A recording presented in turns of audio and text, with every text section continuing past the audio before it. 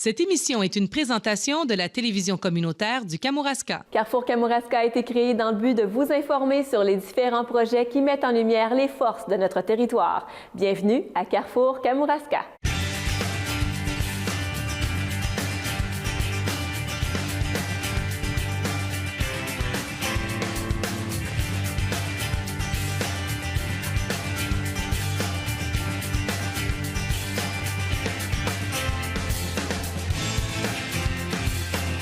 Comme vous le savez, l'agriculture au Kamouraska joue un rôle structurant pour le milieu, évidemment, en maintenant des emplois, en qualifiant les paysages et en préservant une dynamique rurale. Certainement que je vous apprends rien, parce que l'agriculture au Kamouraska, c'est dans notre instinct. Et pour en parler plus spécifiquement, je reçois Mme Nathalie Lemieux, présidente du conseil d'administration du syndicat de l'IPA de Kamouraska. Bonjour. Bonjour. De l'IPA du Kamouraska, en fait. Oui, c'est ça, du syndicat local de Kamouraska. Donc, Nathalie, si on revient il y a 4 ans, à l'époque où la Fédération régionale de la Côte-du-Sud disparaissait, maintenant on est rendu en 2018. Avec le recul, quel regard on pose sur cet événement-là? C'est sûr que ça a été des gros changements. Ça a été une grande adaptation qu'on a dû faire au travers des années. De dire qu'on tombait dans la région administrative du Bas-Saint-Laurent. On était habitué de travailler avec des gens de Chaudière-Appalaches, d'avoir un petit territoire. On tombait sur un plus grand territoire. Fait que ça a été beaucoup d'adaptation. Mais en même temps, on a réussi à quand même avoir des choses positives en maintenant un centre de service, en gardant des gens quand même à proximité de notre territoire qui sont là pour nous aider, pour continuer à développer puis représenter nos entreprises agricoles du milieu. Donc, vous avez, à travers cette restructuration-là, tenu à conserver un centre de service au Kamouraska, plus précisément à la Pocatière. C'était important, dans le fond, pour vous de maintenir ce centre-là? Parce qu'il y en a quand même seulement, entre guillemets 3 au Bas-Saint-Laurent, là. Oui, c'est ça, en plein ça. Dans le fond, on en a un à la Pocatière, un à Rivière-du-Loup et on a le siège social, qui est situé à Rimouski. Mais en maintenant un centre de service ici, on avait déjà une bâtisse, on avait déjà des locaux, on avait déjà des employés qui étaient là. Qui travaillaient déjà dans notre milieu et tout. Ça a été un bon... c'est quelque chose auquel nos membres tenaient, puis que, oui, ça a été une belle victoire de pouvoir le conserver. Puis en même temps, bien, le fait d'avoir ce bureau-là, ce centre de service-là, ça nous permet de maintenir des services en région ici, mais en même temps aussi, au niveau des employés, ils peuvent aussi travailler encore dans la région de Chaudière-Appalaches. Fait que dans le fond, c'est un partage de services entre les deux régions. Et comment on fait avec ce type de regroupement-là pour rester près de nos membres? Parce que j'imagine que c'était un enjeu de taille là, en 2014, quand ça a été le temps de faire tous ces changements. Mais comment on va garder le contact avec nos membres? Comment ça se passe? Bien, dans le fond, quand on a formé le nouveau syndicat local de Kamouraska, c'est sûr qu'on regroupait... avant, on avait 3 syndicats locaux dans notre MRC. On tombait avec un seul. Donc, c'était... ce qu'on a essayé de faire, c'est qu'au niveau du conseil d'administration, au niveau de la représentativité qu'il y avait au niveau du conseil d'administration, c'est d'aller chercher des gens de plusieurs productions, d'avoir des gens de tout le territoire aussi, de s'assurer que chacune des municipalités du territoire était représentée autour de la table. Donc, ce qui fait qu'on a un conseil d'administration de 17 administrateurs, mais qui représentent là, un peu... on a les gens de la production laitière, production bovine, on a des gens au niveau de la production porcine, on a des gens des fermes de petite taille, mais tu sais, on a quand même une belle représentativité là, au sein du conseil d'administration, ce qui fait que ça peut nous ramener le pouls facilement de ce qui se passe sur le terrain. Donc, on a essayé on essaie, j'imagine, de faire valoir un peu les particularités du territoire du Kamouraska, là, du côté du Bas-Saint-Laurent. Du côté du Bas-Saint-Laurent, tout à fait. C'est important. Parce qu'on est assez singulier, là, dans C'est ça. Tu sais, dans le fond, la MRC de Kamouraska, c'est 400 entreprises. C'est plusieurs... on a plusieurs productions. Fait que c'est important, on a nos particularités, on a, fait que oui, puis au niveau environnemental, au niveau, fait que même quand je regarde, entre autres, nous ici, on est beaucoup touchés par les bassins dégradés, chose qu'on n'a pas dans d'autres régions, mais tu sais, c'est important d'aller faire valoir ces points-là, de ramener nos particularités ici qu'on a au Kamouraska, au Bas-Saint-Laurent, au conseil d'administration du Bas-Saint-Laurent. Vous parlez des bassins dégradés, c'est ça? Oui. Donc, quels sont les enjeux que vous défendez aussi, ou que vous avez eu à défendre depuis 4 ans? Bien, nous, On parle de priorité, en quelque sorte. Oui, c'est ça, quand on parle des priorités. Bien, tu sais, c'est sûr que c'est de continuer à défendre toujours l'ensemble de nos producteurs, de les représenter du mieux possible, d'essayer d'avoir, tu sais, d'être équitable envers tous aussi. Fait que dans le fond, c'est sûr que dans les priorités, en ce qui concerne l'aménagement du territoire, en ce qui concerne l'environnement, ensuite de ça, ce qui concerne... entre autres, on voit maintenant, là, on entend parler de la nouvelle politique bioalimentaire québécoise. Fait que, tu sais, c'est de travailler là-dedans avec nos particularités ici, puis amener nos points de vue pour faire avancer ces dossiers-là. On a beaucoup le dossier de la fiscalité foncière qu'on entend parler là, dans les dernières années. Qu'est-ce que vous voulez dire spécifiquement? Bien, dans le fond, au niveau de la loi sur la fiscalité municipale, bien, tu sais, au niveau des taux de crédit de taxe, travailler là-dessus, la fin du programme était... tu sais, on a atteint, dans le fond, un plafond. Fait que là, dans le fond, c'est de voir à réorganiser un petit peu cet enjeu-là. Fait que travailler avec les instances gouvernementales à trouver quelque chose qui pourrait coller puis qui pourrait satisfaire l'ensemble de la production agricole. OK. Parce qu'il y a des choses qui existent présentement puis on veut les maintenir. Oui, oui, exact. Exact. Puis en les améliorant, puis en les bonifiant aussi en même temps. Là. OK. Donc, et puis maintenant, vous parlez d'aménagement du territoire aussi. Qu'est-ce que vous vouliez dire plus spécifiquement comme priorité ou enjeu? Bien, dans le fond, au niveau de l'environnement, bien, c'est sûr que s'assurer de la viabilité dans ce milieu-là, on veut s'assurer de la viabilité des entreprises agricoles et forestières, même dans le contexte des défis environnementaux. Tantôt, je vous parlais des bassins en surplus ou dégradés qu'on a dans notre secteur qui viennent nous limiter sur certains développements peut-être? Développements au niveau de notre production, au niveau de nos terres.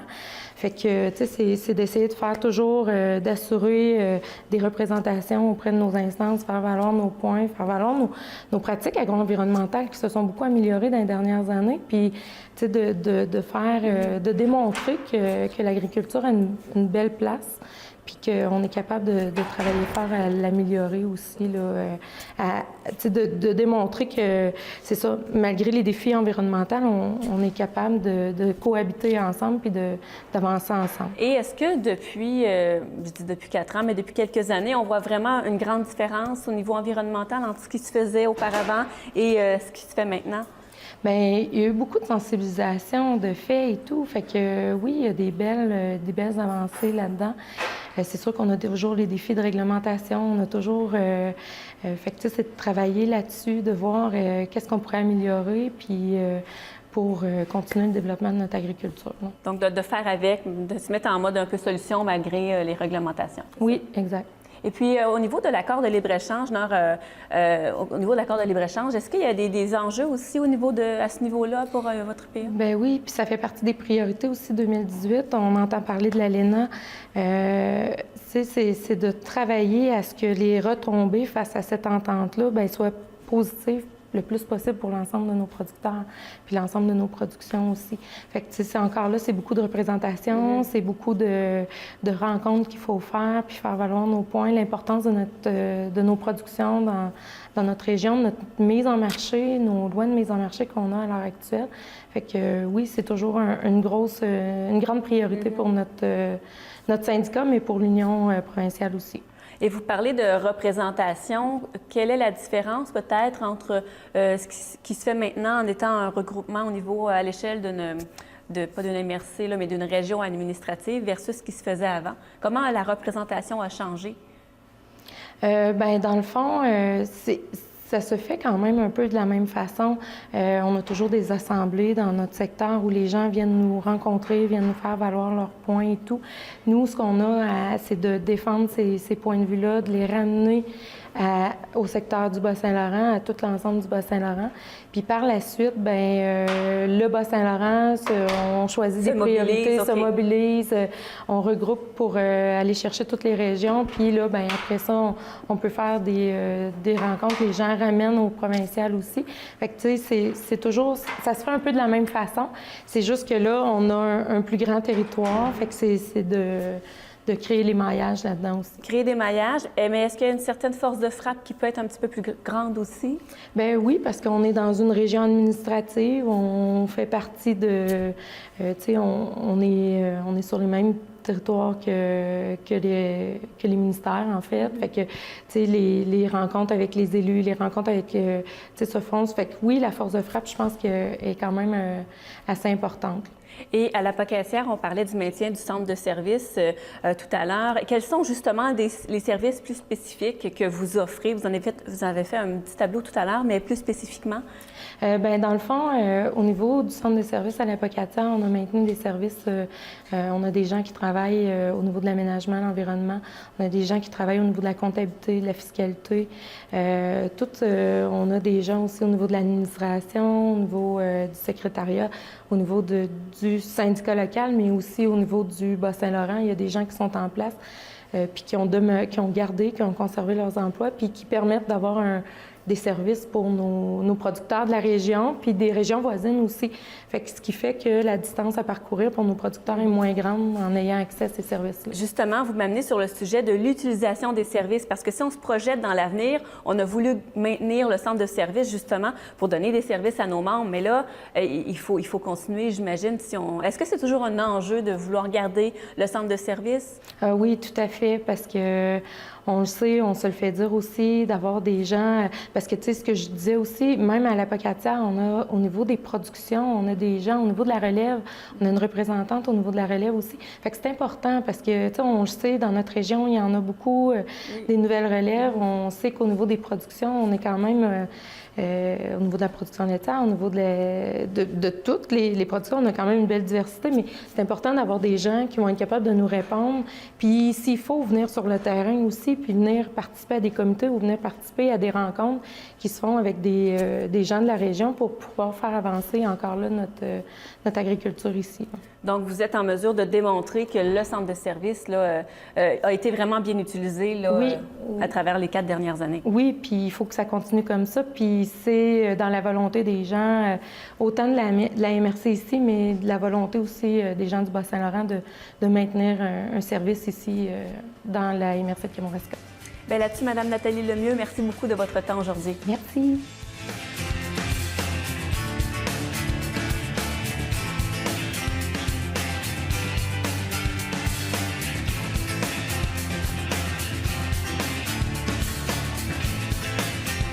Si la quête d'un perfectionnement en agriculture au Kamouraska est encore bien réelle, c'est certainement parce que des gens continuent d'y croire. Et j'accueille aujourd'hui Mme Diane Lavoie, responsable de la pommeterie de Saint-Gabriel de Kamouraska, située à Saint-Gabriel-Allemand. Bonjour Diane. Bonjour. Vous allez bien? Oui, très bien. Vous acceptez d'y croire à cette innovation en agriculture, Diane, au Kamouraska? Après 12 ans, là, si j'y croyais pas, je serais plus là. C'est à peu près comme tous ceux qui partent des projets auxquels ils croient. Les années sont un peu plus difficiles, mais quand on est là et qu'on y croit, on développe.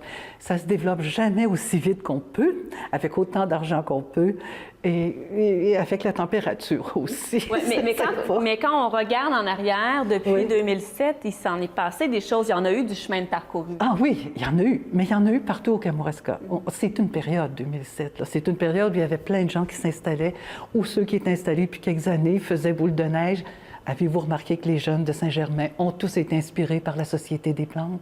Ça, c'est des milieux. J'ai fait mon stage en agronomie à la Société des plantes. C'est pour ça que je suis ici. C'est parce que mon stage m'a amené dans un milieu différent. Je voulais aller rencontrer des gens différents avec des idées différentes. Bien, heureusement pour nous, parce que depuis ce temps-là, la pommetterie a été créée. Quel est le mandat que vous avez, vous, du côté de la pommetterie? C'était de développer une entreprise qui n'existait pas. On avait des contraintes. Donc, il ne fallait pas nuire à aucune autre entreprise que le bleuet ou peu importe le raisin qui se fait un petit peu plus loin, à Saint-Jean, je pense. Et il ne fallait pas s'en aller dans les sentiers connus. Pas facile, là, en agriculture. Non, mais votre expertise en agronomie vous a aidé à être un peu visionnaire, en quelque sorte. Oui, à regarder, à pouvoir aller voir ce qui se passait, à chercher, à regarder ce qui était faisable. Tu sais, j'aurais pas parti des bananiers, là. Tu sais, il fallait que ce soit faisable, avec le climat, avec l'environnement. Et il fallait que les gens s'y retrouvent. Oui. S'identifie. Oui, s'identifie. Mais moi, chez moi, en entreprise, c'est une entreprise, il fallait que ce soit communautaire aussi, là, une implication citoyenne dans ça. Il fallait que les gens se sentent à l'aise et connaissent le produit. Je ne serais pas arrivée avec le raisin, moi. En entreprise privée, peut-être, mais en entreprise communautaire, non. Alors, il fallait trouver. Et on a trouvé. J'ai trouvé ça quand je suis allée chercher des poires dans le verger d'ITA. Tout d'un coup, je vois ce magnifique pommetier en fruits, là. C'était magnifique. J'ai dit, mon Dieu! Vous avez une révélation. Oh, non, oui!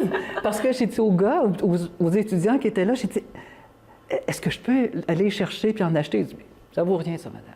Vous pouvez prendre ce que vous voulez. Je dis, ah, ça vaut rien. À Toronto, le petit panier se vend 7 piastres. On va aller voir si ça vaut rien. Ça fait que là, on a acheté ça, on a fait des tests. C'était les mêmes pommettes que ce qu'on a. Et on s'est aperçu qu'en parlant, en rencontrant les gens, que ça faisait partie de leur tradition familiale. La pommette, la gelée de pommette, qui était gardée un peu comme la fraise des champs pour Noël et la visite. Alors, on a parti. Mais là, ça n'existe pas. Non, puis il y avait plusieurs phases au projet, donc il fallait partir. Oui, on a fait 4 phases. Il y avait 4 phases. J'ai créé là, de toutes pièces, là, en rencontrant les gens, 4 phases qu'on avait. Il y avait la vitrine, ce qu'on appelle la décoration. Oui, donc, c'est sûr que quand on pense pommetier, on pense c'est donc beau, j'en veux un sur mon terrain. Alors tout le monde... Ah, mais c'était pas si simple que ça, là. Non, ouais. Non, parce que on faisait le projet, on a fait des rencontres, on a fait des PowerPoint, on est allé chercher des arbres, il y avait quand même 5 pieds, 6 pieds qui fleurissaient. Puis là, ça prenait pas. Puis là, mais tu sais, je dois vous dire que j'étais sur le bord des larmes en me disant, ça se peut pas. Je viens de Québec, ça prendrait 15 minutes, j'en aurais pu un mosaïque. Mais non, j'en avais plein. Il y a quelques braves qui étaient venus en acheter, c'était correct. On disait on avait compté un arbre par domicile, puis c'est pas ça qui se passait. On a fait une autre réunion, d'autres petits braves qui sont venus, mais c'est pas ça qui se passait. Puis là, je me suis dit, mais qu'est-ce qui se passe? Je comprenais pas. Jusqu'au jour où on est arrivé pour planter avec le camion, puis les arbres en fleurs. Et se sont réveillés. Pourquoi? C'était rien que de ne pas connaître vraiment le milieu au début. Ce sont des forestiers, des planteurs, d'épinette. Quand ils plantent, eux autres, c'est gros de même. C'est que dans leur tête, ça allait prendre quasiment 50 ans avant que ce soit rentable. Et c'est là que j'ai compris que c'était pas ça. Et quand c'était pour ça qu'ils venaient pas, parce que dans leur tête, alors quand ils ont vu les arbres, vous n'avez pas vu le balai qui s'est passé dans Saint-Gabriel. Tout le monde en voulait, là. Tout le monde se courait et tout le monde... Alors, on en a manqué, on en a racheté. Mais l'année d'après, c'était l'implantation des premiers vergers. Mais jusqu'en 2012, on a planté des arbres en décoration. On a planté des vergers. Ça a été comme ça. Mais après ça, il y a l'autre phase de toute la culture et la transformation. Donc, C'était la transformation. Mais c'est des arbres, hein? Ça fait qu'on avait très peu de pommettes parce que ça n'existe pas des vergers de pommettiers dans le monde. Il y a des grandes recherches qui ont été faites, mais on a travaillé à partir de la littérature, de ce qui se passait en Europe, de ce qui se passait aux États-Unis, parce qu'ils s'en servent aux États-Unis pour le cidre. Puis ça donne du goût, hein? La pommette a un goût. Mais les vergers, alors on a travaillé sur 4 variétés. Puis, c'est pas possible de nécessairement... chaque arbre ne grandit pas nécessairement au même rythme. Donc, ça, ben oui, il y a de l'adaptation. On l'a utilisé. Oh non, mais vous pouvez pas vous imaginer. On a travaillé floraison, la première floraison, deuxième floraison, ça, c'est ensemble, ça, l'agriculture.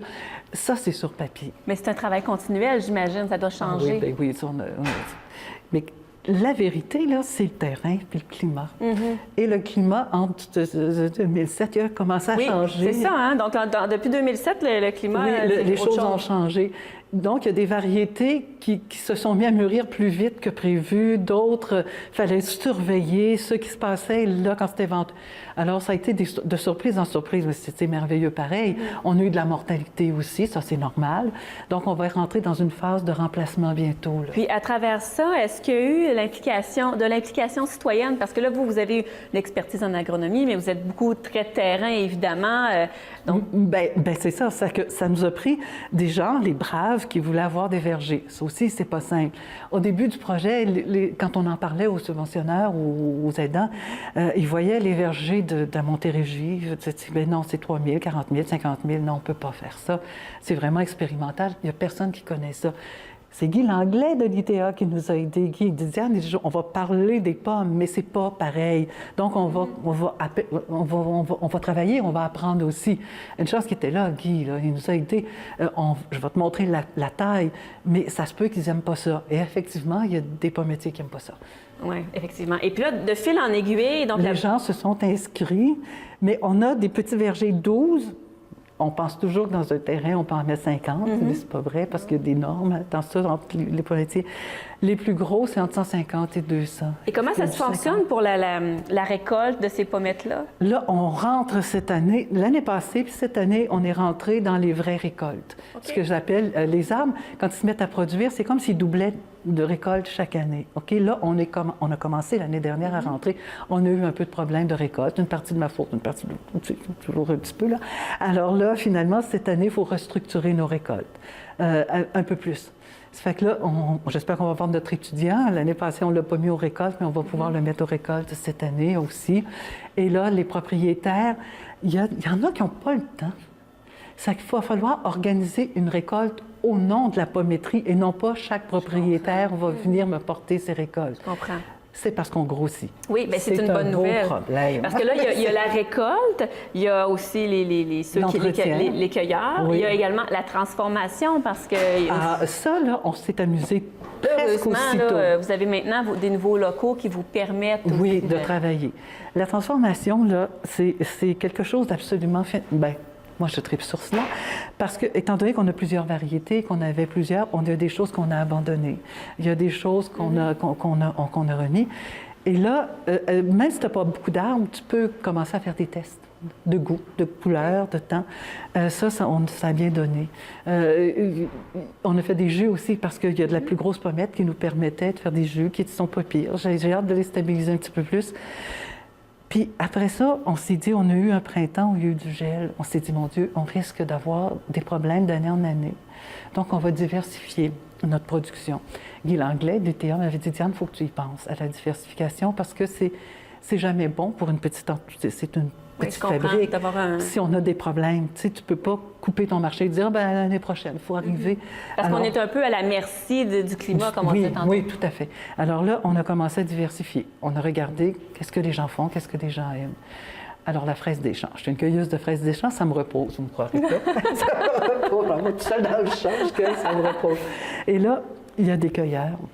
On a commencé à demander, on les achète. Mais on ne les achète pas à 75 $ du litre, c'est pas vrai. Ça se peut pas. On les achète, on leur donne le prix qu'ils nous demandent, et nous autres, on a commencé à en offrir. Ça part rapidement. On s'est dit, c'est OK. Après ça, la framboise. On fait de l'excellente confiture de framboise. On a essayé les coulis. Là, on a fait un test avec un cadeau qu'on a eu. C'est quelqu'un de Mont-Carmel qui nous a dit, que je connais, qui travaille chez Bernard Couté, qui nous a dit, j'ai tellement de raisins bleus cette année, les variétés sont mélangées. Peux-tu faire quelque chose avec ça? J'ai dit, on va essayer, c'était un peu avancé dans la saison, par exemple. Alors, on a fait raisins bleus et pommettes. Un beau mélange. La révélation de l'année. Et ces produits-là sont à vendre à la pommetterie? À la pommetterie, puis dans les marchés qu'on fait. Là, on va faire Expo POC avec l'ITA. Puis après ça, on a le sucrerie à la Pocatière. Après ça, nous autres, on va embrayer dans la préparation. Parce que ça demande... On fait toujours du produit frais. Hein? Donc, nos jus sont congelés, puis on fait la production. Vous parlez de produits frais, puis là, ça m'amène à la diversification dont vous parliez. Le temps file beaucoup. On parlait de champignons Kamouraska, mais je veux amener le sujet des têtes de violon. Parce que vous parlez de diversification, parce que c'est intéressant, la tête de violon. Vous avez tester un peu le marché, puis il y a un potentiel. L'année dernière, j'ai mon cueilleur, puis un ami sur son terrain, lui, c'est un cultivateur aussi, puis il fait de l'ail, tout ça. C'est M. Bérubé de la ferme de la Poussière. Alors, il cueille des têtes de violon, puis j'ai demandé à notre cueilleur de champignons, M. Lavoie, est-ce que vous en voyez? Là? Il dit oui. Alors, on a fait des tests. Et vous savez que ça commence plus dans le coin de Montréal, ça monte avec le temps. Donc, c'était comme l'avant-dernier moment là, de la tête de violon se passe ici. Après ça, on va un petit peu plus haut. Mais on a testé, puis les gars sont bons, ils cueillent bien, ils sont propres. Nous autres, on a fait des tests. Ça a l'air de rien, mais quelqu'un qui sait cueillir, qu'on dit propre, c'est un grand avantage. Et là, finalement, bien, on a fait des tests, nous autres, de les blanchir, de les mettre en congélation. Là, il m'en reste que 3 pour notre souper officiel de Noël, qu'on est obligé de remettre à Pâques. Tout le monde a eu la grippe, là, tu sais. On fait ça. Et là, je vais leur faire goûter à ce qu'il nous reste et on va embrayer. Là, on va avoir des acheteurs de Québec, plus en gros, et des acheteurs de Montréal. On commence à travailler ça. Mais eux autres, je vous dis que c'est pas si simple que ça. Non, mais est-ce que vous avez besoin, justement, est-ce que les cueilleurs, il y en a assez de Là, on a 2 bons, avec 2 bons spots. Je ne vais pas plus loin que ça cette année, parce que c'est très plate de trop cueillir, d'en enlever aux autres qui ont déjà peut-être un marché. On y va tranquillement, c'est ma devise. Bien, Diane, que de chemin parcouru depuis, depuis 2007 avec toute la diversification dont vous parlez. La pommetrie a aussi été honorée à plusieurs reprises depuis 2007 pour son côté innovant aussi, son aspect aussi implication citoyenne. Et champignons aussi. Oui, évidemment, il y a tout l'aspect de champignons Kamouraska que là, malheureusement, on n'aura pas le temps de traiter. Il faudra que vous reveniez pour ça. Mais donc, on sait que la pommetrie est reconnue et il y a même des gens de l'extérieur qui sont venus vous voir. Là, oui, ça c'était je trouve que c'est un cadeau pour nous autres. Les gens du Pontiac, plus précisément. Les gens sont venus, je pense que vous étiez là aussi. On les a invités, ils ont mangé parce qu'on s'est associés aussi dans notre local dans votre assiette de Camaï. Oui. Excellente association. Et on travaille bien ensemble.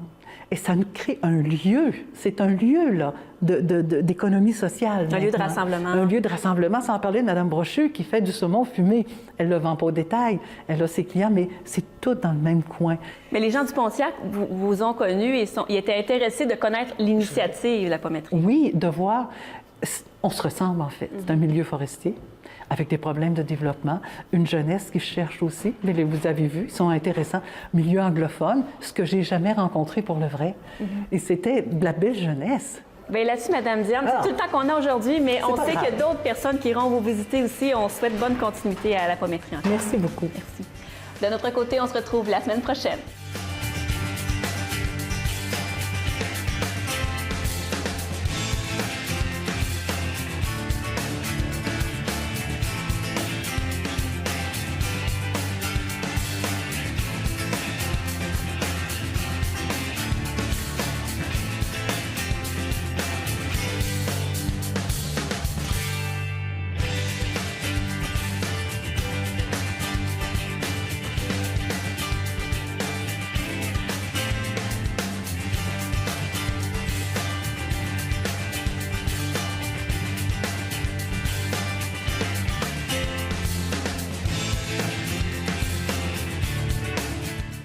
Cette émission était une présentation de la télévision communautaire du Kamouraska.